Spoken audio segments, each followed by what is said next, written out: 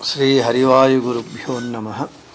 ओं वंदे विष्णुं नमामि श्रियमथ च भुवं ब्रह्मवायू च वंदे गायत्रीं भारतीं तामपि गरुडमनन्तं भजे रुद्रदेवं देवीं वंदे सुपर्णीं महिपतिदयितां वारुणीमप्युमां ताम् इन्द्रादीन् काममुख्यानपि सकलसुरान् तद्गुरून्मद्गुरूंश्च अभ्रमं भङ्गरहितम् अजडं विमलं सदा आनन्दतीर्थमतुलं भजे तापत्रयापहं जलज्येष्ठनिभाकारं जगदीशपदाश्रयं जगतीतलविख्यातं जगन्नाथगुरुं भजे। पृथ्वीमण्डलमध्यस्थाः पूर्णबोधमतानुगाः वैष्णवाः विष्णुहृदयाः तान् नमस्ये गुरून् मम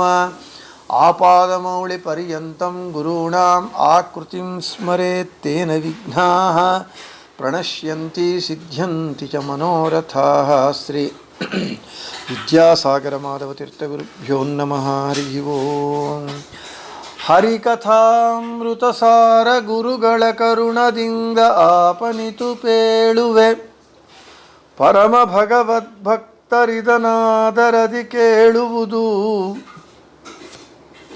ಶ್ರೀರಮಣಿಕರ ಕಮಲ ಪೂಜಿತ ಚಾರು ಚರಣ ಸರೋಜ ಬ್ರಹ್ಮ ಸಮೀರವಾಣಿ ಫಣೀಂದ್ರವೀಂದ್ರ ಭವೇಂದ್ರ ಮುಖ ವಿನುತ ನೀರಜ ಭವಾಂಡೋದಯ ಸ್ಥಿತಿ ಕಾರಣನೆ ಕೈವಲ್ಯದಾಯಕ ನಾರಸಿಂಹನೆ ನಮಿಪೆ ಕರುಣಿಪುದ ಮಗೆ ಮಂಗಳವ ಪುರುಷ ರೂಪತ್ರಯ ಪುರಾತನ ಪುರುಷ ಪುರುಷೋತ್ತಮ ಕ್ಷರಾಕ್ಷರ ಪುರುಷ ಪೂಜಿತ ಪಾದ ಪೂರ್ಣಾನಂದ ಜ್ಞಾನಮಯ ಪುರುಷ ಸೂಕ್ತ ಸುಮೇಯ ತತ್ತತ್ಪುರುಷ ಹೃತ್ಪುಷ್ಕರ ನಿಲಯ ಮಹಾಪುರುಷ ಜಾಂಡಾಂತರದಿ ಬಹಿರದಿ వ్యాప్త నిర్లిప్త. మన హరికథామృతసారము పాఠంలో వ్యాప్తి సంధిలో వెనుకటి పాఠంలో 9వ పద్యం చెప్పుకున్నాం. ಭಾರ್ಯರಿಂದೊಡಗೂಡಿ ಕಾರಣ ಕಾರ್ಯ ವಸ್ತುಗಳಲ್ಲಿ ಪ್ರೇರಕ ಪ್ರೇರ್ಯ ರೂಪಗಳಿಂದ ತಂತುಪಟಗಳ ಓಲಿದ್ದು ಸೂರ್ಯ ಕಿರಣಗಳಂತೆ ತನ್ನಯ ವೀರ್ಯದಿಂದಲೇ ಕೊಡುತ್ತ ಕೊಳುತಿಹ ನಾರಿಯರಿಗೆ ಈತನ ವಿಹಾರವು ಗೋಚರಿಸುವುದೇನೋ. ಈರೋಜು 10వ ಪದ್యం. ಜನಕ ತನ್ನಾತ್ಮಜಗೆ ವರಭೂಷಣದುಕೂಲವ ತೊಡಿಸಿ ತಾವಂದನೆಯ ಕೈಗೊಳುತ್ತ ಅವನ ಹರಸುತ ಹರುಷ ಬಡುವಂತೆ ವನರುಹೇಕ್ಷಣ ಪೂಜ್ಯ ಪೂಜಕ ನೆನೆಸಿ ಪೂಜಾ ಸಾಧನ ಪದಾರ್ಥನು ತನಗೆ ತಾನಾಗಿ ಫಲಗಳ ನೀವ ಭಜಕರಿಗೆ. ಪದಚ್ಛೇದಂ. ಜನಕ ತನ್ನ ಆತ್ಮಜಗೆ ವರಭೂಷಣ ದುಕೂಲವ ತೊಡಿಸಿ ತಾ ವಂದನೆಯ ಕೈಕೊಳುತ್ತ ಅವನ ಹರಸುತ ಹರುಷ ಬಡುವಂತೆ ವನರುಹೇಕ್ಷಣ ಪೂಜ್ಯ ಪೂಜಕ ನೆನೆಸಿ ಪೂಜಾ ಸಾಧನ ಪದಾರ್ಥನು ತನಗೆ ತಾನಾಗಿ ಫಲಗಳನ್ನು ಈವ ಭಜಕರಿಗೆ. ప్రతిపదార్థం. జనక తండ్రి తన యొక్క ఆత్మజనిగే పుత్రునికి వర శ్రేష్టమైన భూషణ అలంకార వస్తువులను దుకూల మంచి వస్త్రములను తొడిగించి తాను వందనవ నమస్కారమును కైగొళుత నమస్కారమును స్వీకరించి కొడుకు నుండి అవన వానిని అంటే పుత్రుని హరసుత ఆశీర్వదిస్తూ దీవించుచు హరుషబడువంతే సంతోషము పొందునట్లు వనరుహేక్షణ కమలాక్షుడైనటువంటి శ్రీహరి పూజ్య పూజక నెనిసి పూజింపబడుటకు యోగ్యమైనటువంటి ప్రతిమాదులందు పూజను స్వీకరించేటటువంటి వాడు పూజ్యుడు అనిపించుకుంటూ పూజ చేసేవారి యందు పూజ చేయు క్రియకు నియామకుడై పూజించువాడనిపించుకొనుచు పూజా సాధన పదార్థను తనగే తానాగి తన పూజకు కావలసినటువంటి నీళ్లు, చందనము, కుసుమాక్షతాది పదార్థములందు తానే ఉండి తన పూజకు తానై భజకరిగే తనను సేవించేటటువంటి వారికి ఫలములను ఇస్తాడు భగవంతుడు. తాత్పర్యం: తండ్రి తన పుత్రునికి శ్రేష్టమైనటువంటి ఆభరణాలను, వస్త్రాలను తొడిగి తాను వాని చేత నమస్కారము చేయించుకొని దానిని స్వీకరించి ఆ కుమారుణ్ణి దీవించి ఆనందం పొందుతాడు. అదేవిధంగా కమలాక్షుడైనటువంటి శ్రీహరి పూజించేవారి యందు తానే ప్రేరకుడై ఉండి పూజింపబడు వారి యందు తానే సన్నిధాన పాత్రుడై పూజను స్వీకరిస్తూ పూజ్యుడు, పూజకుడు అని పిలువబడుతూ తన పూజకు కావలసిన పూజా పదార్థాలను తనకు తానే అగుచు పూజించేవారికి ఫలములను ఇస్తాడు భగవంతుడు. ఇక విశేష వివరణ: ಜನಕ ತನ್ನಾತ್ಮಜಗೆ ವರಭೂಷಣ ದುಕೂಲವ ತೊಡಿಸಿ ತಾ ವಂದನೆಯ ಕೈಕೊಳುತ್ತ ಅವನ ಹರಸುತ ಹರುಷ ಬಡುವಂತೆ. మనం ఏం చేస్తాము? మన కొడుకు, కూతురు వారి యొక్క పుట్టినరోజు మనమే వాళ్లకు వస్త్రాభరణాదులను కొనించి కానుకగా ఇచ్చి వారికి దానిని ఆభరణాలను ధరింపజేసి, వస్త్రాలను ధరింపజేసి మన కాళ్లకు వాళ్లను, కొడుకును కూతురును నమస్కారం చేయమని చెప్పి ఆ నమస్కారాన్ని మనం స్వీకరించి వారిని జీవిస్తాం. కలకాలము సంతోషంగా ఉండమని జీవిస్తాము. ప్రతి ఇంటిలో ప్రతి తల్లిదండ్రులు తమ కుమార్తెలు, కొడుకుల పట్ల ఇలాగే వ్యవహరిస్తారు. కొడుకునకు కూతురుకు నమస్కారము చెయ్యాలి అనేటటువంటి భావన చిన్న పిల్లలకు వాళ్లకు లేకపోయినా ఇంట్లో తల్లిదండ్రులు ఈ విధంగా వారి పుట్టినరోజున ఇలా చేసి వారిని ఆశీర్వదించి వారిని సంతోషపడతారు. ఇక్కడ భగవంతుడు కూడా అలాగే చేస్తున్నాడు తన భక్తుల విషయంలో. ఒక తల్లి వలె, ఒక తండ్రి వలె.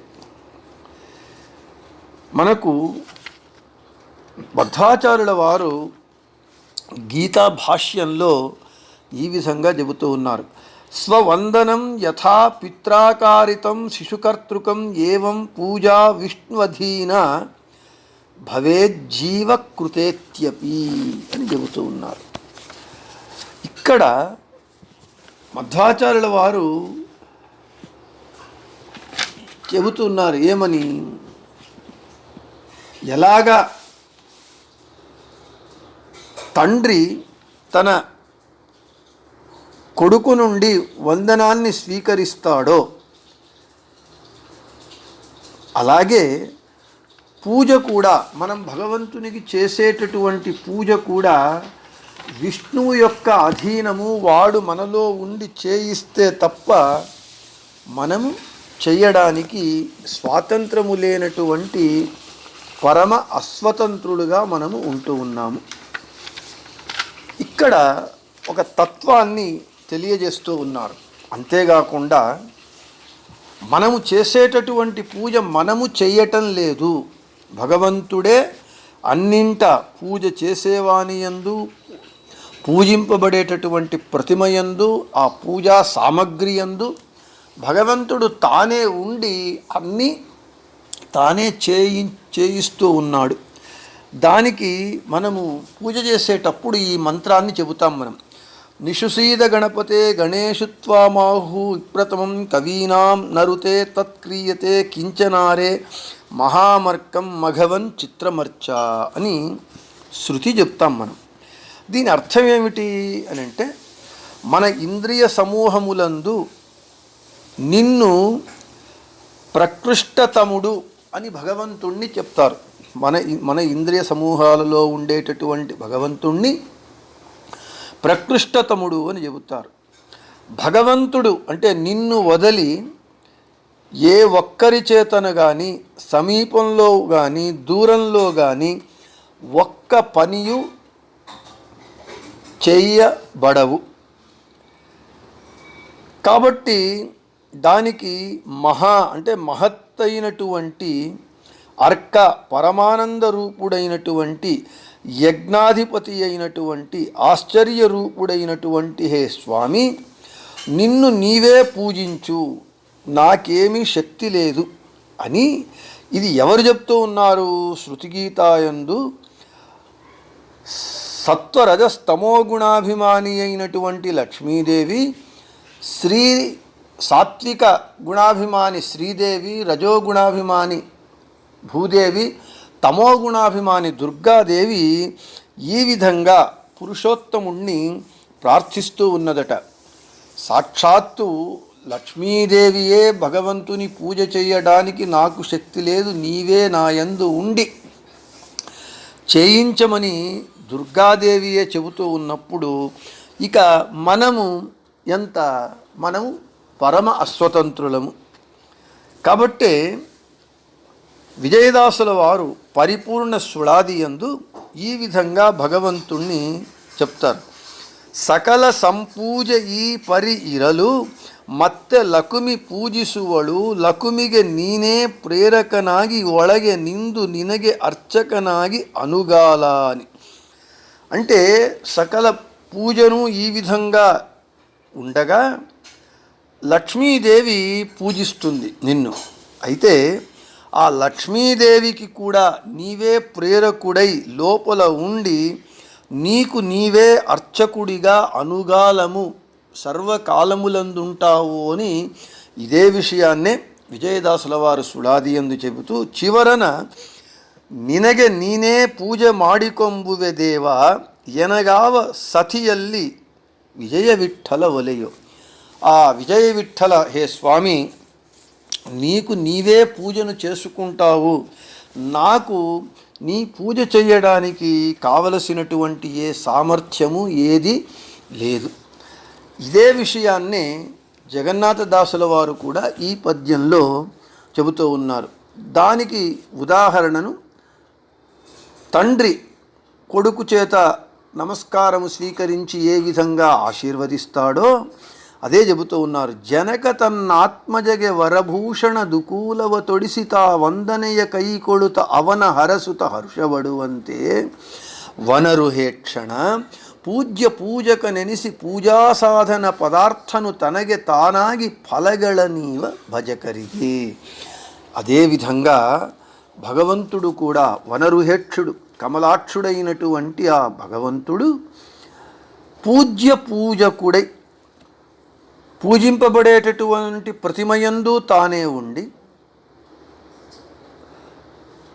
పూజ చేసేటటువంటి వాణియందు తానే ఉండి పూజకు కావలసినటువంటి పదార్థములందు తానే ఉండి తనకు తానుగా పూజను చేసుకొని ఆ ఫలములను మాత్రము తన భక్తులకు ఇస్తున్నాడు అని చెబుతూ ఉన్నారు. ఇక్కడ ఈ ఉదాహరణ యందు పుత్రుడు తండ్రి యొక్క ప్రతిబింబము అంటే ప్రతిబింబ భావాన్ని చెబుతూ ఉన్నారు జగన్నాథదాసుల వారు. ఇక్కడ ఈ ప్రతిబింబ భావము చాలా తత్వభూయిష్టమైనటువంటిది. భగవంతుడు బింబము, మనము ప్రతిబింబము. ఆ తత్వాన్ని తండ్రి బింబము, పుత్రుడు ప్రతిబింబము.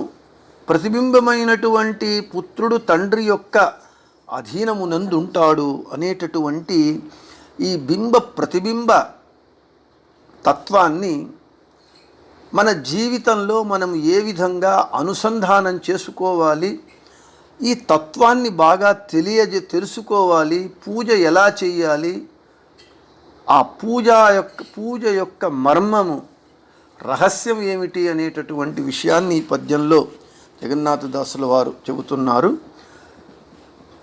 ఈ ప్రతిబింబ భావం అనేటటువంటి ఈ తత్వ విషయాన్ని మనము రేపటి పాఠమునందు చెప్పుకుందామని చెబుతూ శ్రీకృష్ణార్పణమస్తు, మధ్యేశార్పణమస్తు, అందరికీ శుభమస్తు.